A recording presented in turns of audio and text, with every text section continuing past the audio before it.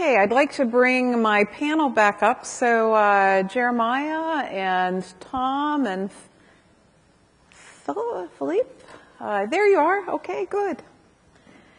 So yeah, you guys don't argue about who sits where, yeah, you know. So the crowd economy, additive printing, robotics, right?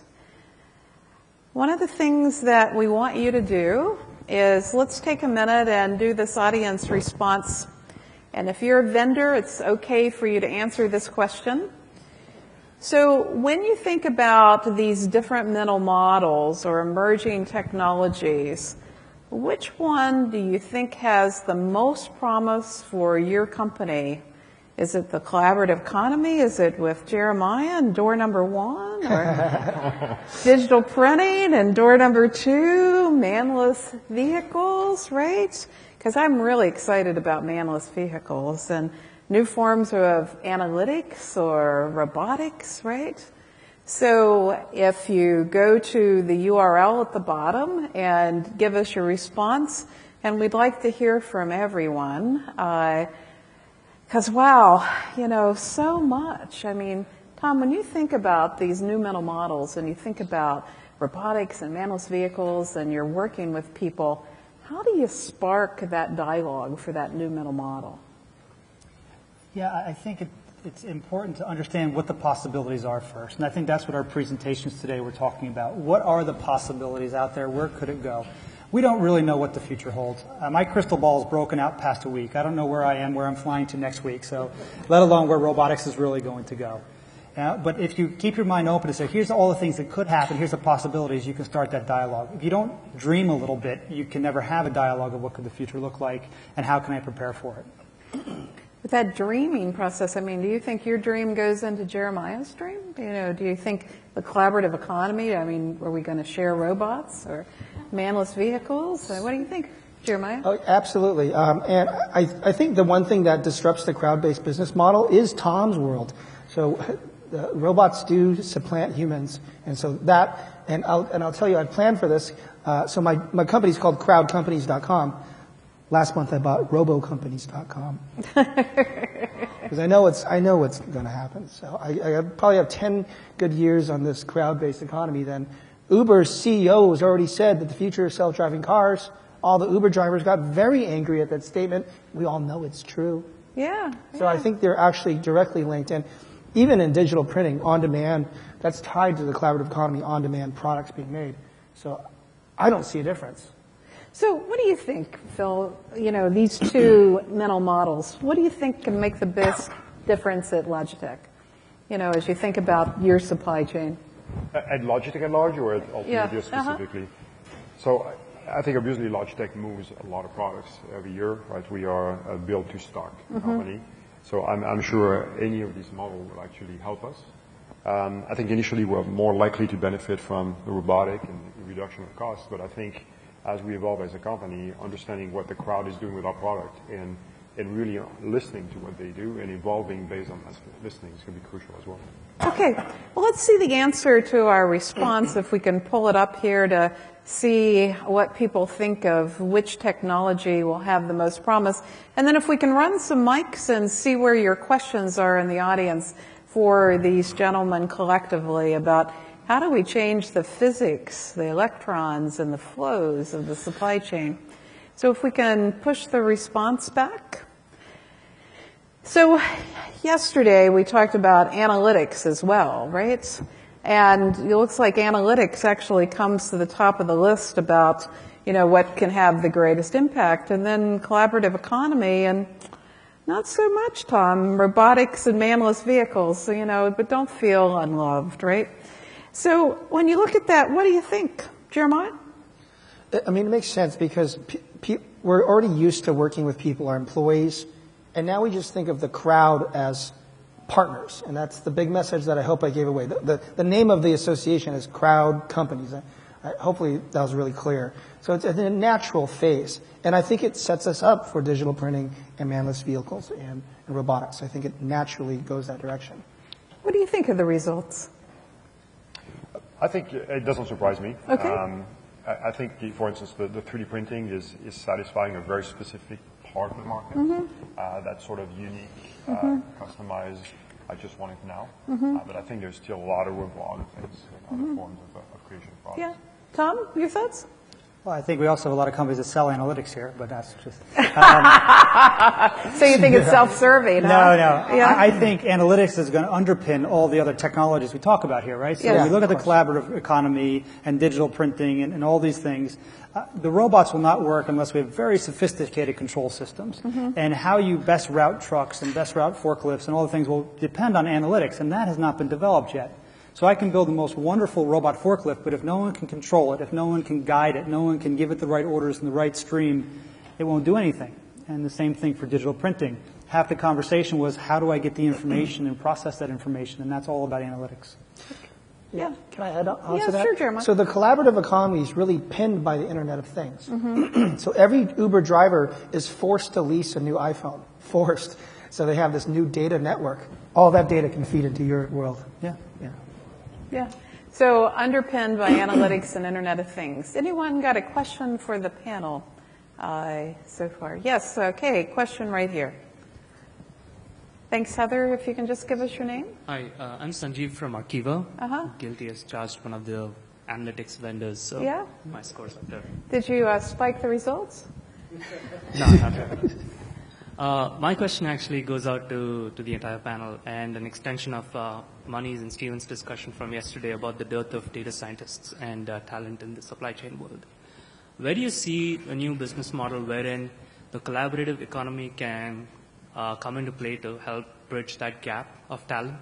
In that, in the old world, we saw this as consultants coming in and helping out as needed, but I see maybe a possibility for a different kind of business model where you can, on demand, get data scientist help. And, we've seen that with cloud computing where you can leverage servers to run specific algorithms as needed, but also in terms of, personnel and talent.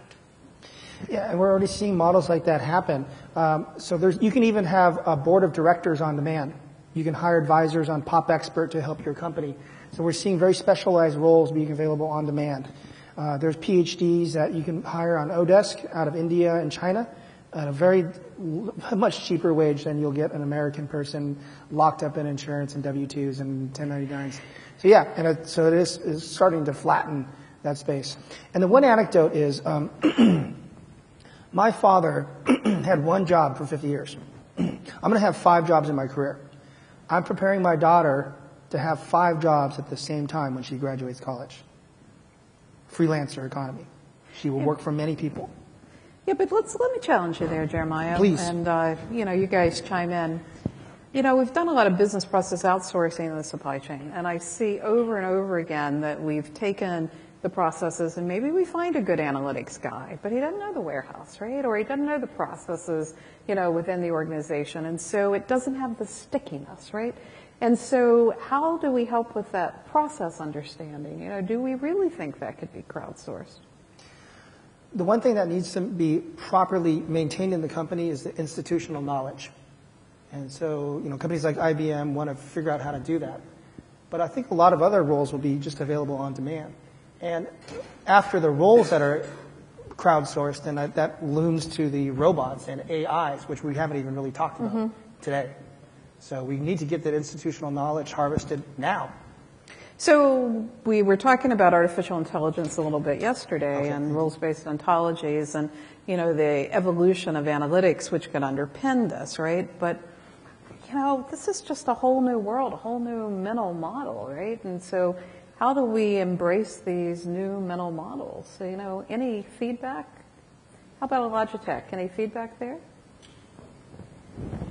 Tell me a bit more about what you mean by embracing those new models. Well, you had a very specialized product with your product that you were selling, and I love the fact that we could blink them, right? We were, just fabulous, right? And you were at the long tail of the supply chain, right? That's very lumpy demand, very specialized, right? And you had to go and you had to say, let's make this different, right? That was a different mental model. I mean, how did you open up people's minds to buy a printer and put in your new lab and, work with R&D to do it, right? So I'm going to go back to what I said earlier to you. I think it's if you are listening carefully to your customer, if you really understand the journey that the customer is going through, and your goal is to really removing all these friction points. To me, a perfect example was for Uber. When you take a cab, you have that transaction of cash, which was always a problem. You give a $100 bill, and the guy says, "I don't take that." So what do I have to do? Now I have to go to the ATM. All of a sudden, Uber removed that friction. So to me, is if you understand that the customer is ultimately the final judge, if you look at all the different points of interaction you have with that customer, and you can simplify that customer's journey, then it's a lot easier to embrace those new models, those new things into the company and sell them to your management. I think that's a wonderful point. So we've got friction in the supply chain around the customer experience. So, Tom, retail wants smaller shipments more frequently, right? Yes.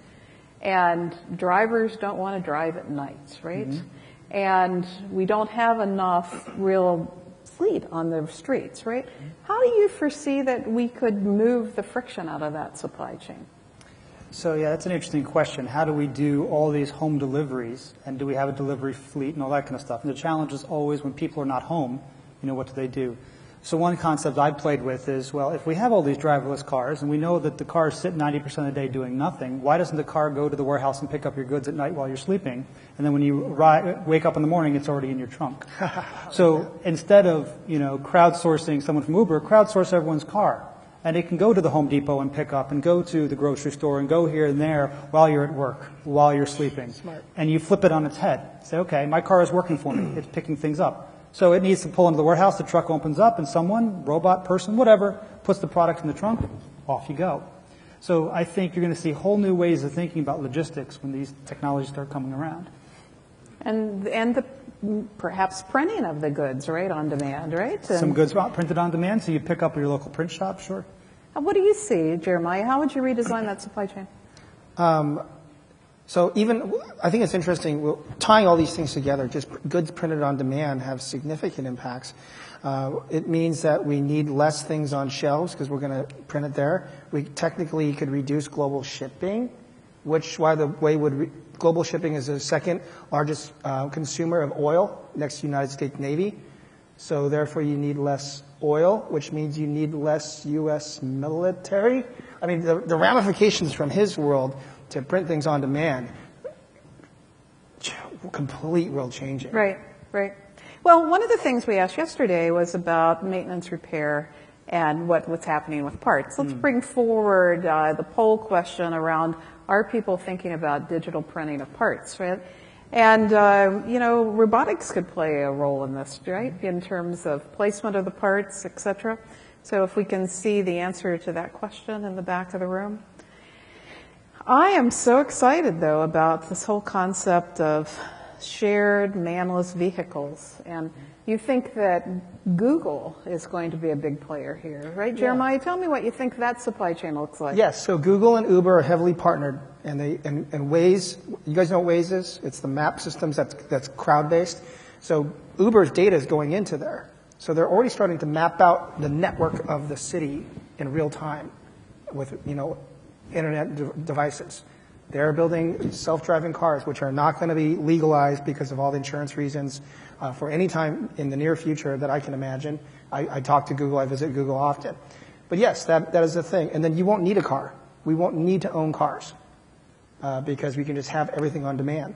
So that quote from Lisa Gansky, access over ownership, means we have access to cars, access to phones, access to your company's products. I don't need to own it, but instead I promise you a subscription model. I want the best products. I'm going to give you $5,000 for the rest of the next 5 years or 10 years. And so we'll shift to a membership-based model to the brands that we love. Which would be very cool. So maintenance and repair parts, right? You go through any warehouse, you go through any factory, and you find these parts. And I used to do the dust test, of how much dust, right?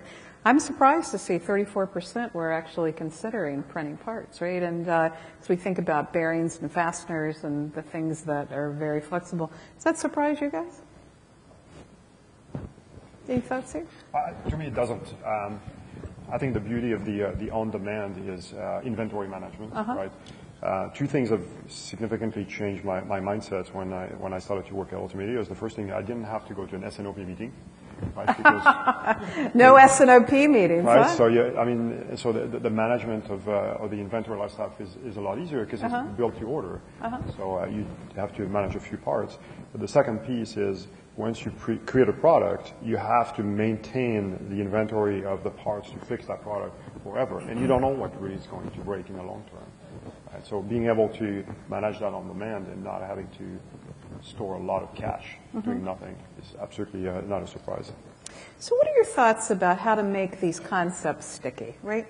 Yesterday we had a question about what is the role of supply chain, and people overarchingly said reduce cost, right? And so cost reduction, and often R&D, is driving, the additive printing process, or you might have somebody, who may be dabbling in the warehouse with robotics, but how can we embrace innovation in a different way? Tom, any thoughts there about organizations you see doing that well?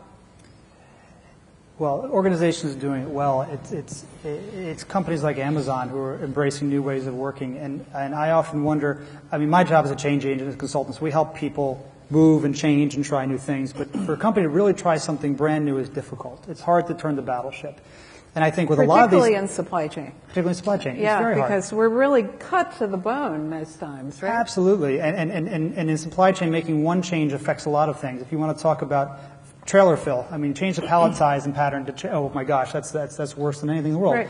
So what I think you'll see with a lot of these technologies, they'll be disrupted by new companies. If you look back the last 100 years, most of the big companies 100 years ago, there's only 2 or 3 still in existence. Yes. Right? Amazon upended e-commerce. It wasn't that Land's End suddenly took over the world. No, a new company did it. And yes. I think what we're going to see, the Ubers of the world and companies embracing this technology, they are going to upend the old ones faster than the old ones are going to really shift and change. So you think it's the story of Kodak and Blockbuster, right? And will it be Alibaba? What do you think here? Yeah, Jeremiah? Right now, the role that is deploying in the collaborative economy in Fortune 500 is the head of innovation. And I don't even know if he or she is speaking to the supply chain leaders. I don't think so. Let's see a show of hands. Anybody got somebody in innovation talking to you? I don't see a lot of hands out there, Jeremiah. There's one back there who can access, all right. and there was one over there. And what I'm finding is the head of innovation is tightly wound with head of digital products and marketing. And often the CMO has been blessing an innovation role in her organization, even outside of R&D. And so they're starting to have their own funds, and they partner with startups, and they're bypassing supply chain operations professionals, in my opinion. Yeah, absolutely. And most of the time, people that are in digital are in marketing that never talk to supply chain folks, right? Yeah. So what would be your recommendation, Jeremiah? Well, I'm here. I'm reaching to the supply chain community. I'm with the innovation leads. My organization can help bridge. We want to have different roles in the council. That's the mission, because innovation can't be in one group.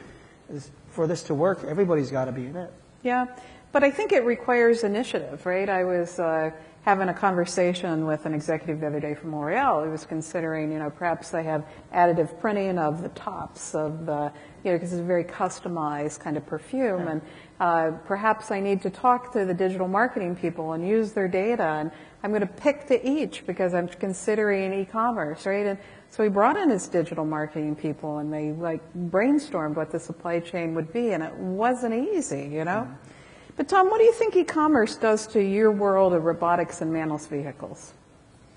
Well, the delivery side we already talked about, right? So we're going to have more and more deliveries to homes. Yeah? And it's really about home delivery. That's what everybody's going after. It's not just UPS delivers your house, but the company, Amazon, Walmart, they want to deliver to your house. And one reason is they want to have a steady stream of product going to your house so they can capture you as a client. And so if you're buying groceries from Amazon, it's very easy for them to slip in an iPad.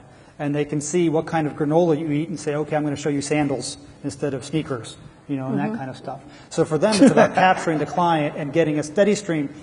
I personally believe that some of these companies will lose money or break even on grocery just so they can put the high margin items and put the ads in front of your eyes. So that's what the race is on. Right now, no one has a cost-effective home delivery model. Everybody's losing money. Google has their system. I'm sure they're losing money. Yeah. The question is, they're trying to capture you before somebody else does. And that's what people are trying to do. What about Ultimate Ear? How much of that is e-commerce? Can you share? Is that an e-commerce model?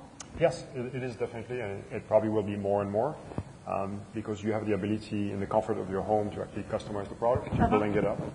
Right? The only part that we have not solved yet is how would you be able to listen to the product on an e-com platform. Okay. Right? So you cannot necessarily experience the product. But once you've experienced the product once, you could imagine for reorders, yes. the e-com is a much more powerful platform than having to call somebody on the phone or visit a place. And are you seeing it much into China and Alibaba? Our product in China, absolutely. Yes. Okay. Yeah.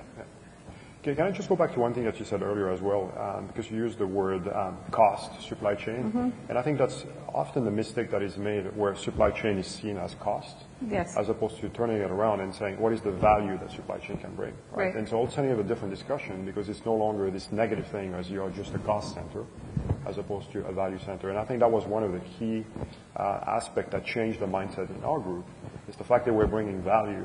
And when you have value, cost is no longer an issue. It's the price that becomes an issue and how the perceived value from the customer is. I could not agree more, but yeah. That's some plus. Yeah, but you know, many people are on a cost journey, right? And switching from cost to value and changing that dialogue is tough stuff, right? Any insights about how to do that? So I want to be very careful because my group is very small. So it's a lot easier to change a small group yes. than it is to change a big organization. We had 15, 18 years of history of doing the same thing. So there's still that mindset. Look, I've done that for 15 years. Why would I? But we were able to do it because what we did was also very exciting, right? There was a future, a scale, there was other things. And as an employee, I started to also realize that there are new techniques that I can learn that will make me more valuable in this new economy as well. But Jeremiah, I mean, you know, TaskRabbit, GigaWalk, right? You know, I mean, there's so many ways we can change this channel, right? Yeah. You know, where would you get started? Right now, just looking at the frequency analysis of deployments, most large corporations are partnering with those startups because they don't actually have to work with existing channels or departments within their company. So that is where it's happening. Now, I'm not suggesting that is the proper way to do it for long-term business processes, but that's where it's happening. So we talked about additive manufacturing, start where the friction is with customer. Tom, where would you start? If you're in this audience, where would you start with manless vehicles, robotics? What would you take back?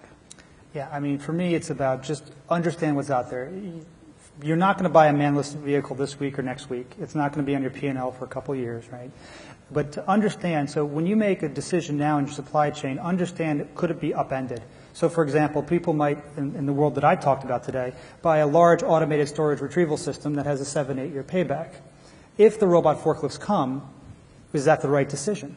You know, will there be a more flexible technology 5 years from now? So when you're looking at your outlook of how I'm going to change my business, understand what could come, and when I make my decision today, realize that, you know, 5 years from now, someone else might make a very different decision and have a competitive advantage. Now, that shouldn't stop you from making good decisions now moving forward, but just try to have your eyes open. So I think today is really about education and broadening, not about action tomorrow, at least from my perspective. So is it action 3 years from now, 5 years from now? I think his action is constantly pay attention to what's going on and keep evaluating and saying, does it fit me now? Does it fit me now? Does it fit me now? Yeah, and where are you going to go with additive manufacturing with your product line? Are you kind of done, or are you going to go further? I hope not. We're not done, no. So from my perspective, we have just almost a ground zero where we put the basic foundational work that allows us to scale the business, allows to properly change the future of selling the product, the way we're going to interact with the customer. So I think we're just at ground zero right now. I love your concept, though, of laying out that flow and saying, where's the friction and where could I start to think again? I think that's a wonderful gift for the group. Jeremiah, where would you start? In the collaborative economy? Well, first you analyze, you take that model. Do you have products that are idle? If so, you can make them on demand using new types of apps. Or 2, you analyze, are your customers trading goods and services already? Then partner with those marketplaces, that's easy. Or build your own, more complex. And 3, listen through social media data and analytics. I heard a gentleman over there talking about that. Are your customers giving you tons of feedback about products? Well, why don't you package that up on a platform, if it's already happening, and share the revenues with them and make them become very engaged. So I'd start with that type of analysis. Okay. Well, let's see. We've got 2 videos we're going to play now. One is from the vendors talking about the future, and one is from line of business users. So we're going to play 2 videos, let you think about it, and then we're just going to have a conversation. So if we can cue the video from the vendors so that you can see the perspective from the vendors. Supply chains are growing more complex. What will the future of supply chain technologies look like? We asked the experts. I imagine the supply chain of the future actually having algorithms that learn from the past and able to predict the future. You know, the cloud and how the cloud is bringing together supply chains. It's really bringing together, disparate companies from a planning perspective and an execution perspective. And we see it happening in real time. We see it happening fast. We see it helping it really connect everybody across sales, marketing, finance, operations. There's going to be no people when you walk into a factory. There'll be robots and machines, and all of those robots and machines are going to be connected to the cloud. The exciting part are all the technologies that are coming to bear. There's iBeacon, there's the smart store, there's the sensors that you wear, it's all the wearables. You're going to be able to have information, more information on the consumer than you've ever had before. Direct digital manufacturing, the ability to produce in low volume, custom, and on demand anywhere in the world. The fusion of science, in our particular case cognitive computing and advanced mathematics, with practical use cases like supply chain optimization really excites me a lot. I recommend supply chain leaders abandon people, processes, technology as a paradigm and really think about how technology enables different processes. Understand where you are today, and that requires integrating your data and getting a good view into what's happening across the globe in your supply chain right now. Take some risk. Start to do some small, thin-slice pilots with some of these innovative technology partners out there, and really look at the opportunities to take advantage of the data that's at your fingertips today that, unfortunately, we're kind of throwing away. So that was the vendor view. Now let's see the line of business view, okay? So let's play the next role, which is the Supply business chains leader. are growing more complex. What will the future of supply chain technologies look like? We asked business leaders to share insights. I think the supply chain of the future is going to be more seamless, more synchronized, and tighter in the future. Partners are going to be able to read into each other's data in a seamless fashion. A lot more collaborative and a lot more connected. Supply chain of the future will be beyond corporate boundaries, through upstream through suppliers, downstream through distribution partners. There'll be transparency of information, and we will be digitally enabled, powered by analytics. Agile with great communications. I believe the supply chain of the future will be much more effective at delivering customer needs at minimum cost, minimum inventory, and at the lead times that are continually improving. I'm excited about some of the technology and the ability to actually use data to be able to do things that we can't even do today. I get excited when I think about the ability of the supply chain to influence the entire business. I love seeing new technology being put to use. Well, hey, I'm a robot geek, so I'm excited about the future robotic technology within the supply chain. I think in the next 20 years, we're going to see robot forklifts, some robotic systems that we haven't seen before that will be really helpful in our warehouse environment. The first thing they've got to do is start setting the foundation. They've got to get the house in order, and that involves working both internally and with their business partners in order to enable supply chain innovative solutions for the future. Getting their people ready, finding the right people, training and developing them, because there's a big change coming. We've got to sell our case to the business leaders that we can more effectively meet their needs, the needs of the business, than they can achieve in any other way. Contrast those 2 views for me. What do you see that's like and different? Philippe? Well, the vendors are certainly talking a lot about data and analytics and integrating all that, which makes sense because most of them were software companies. Mm-hmm. Yeah. Yeah, end of story. But what else do you hear? I think it's interesting as well, some of the views of the future where there will be no people, it's just going to be all robot and all that stuff.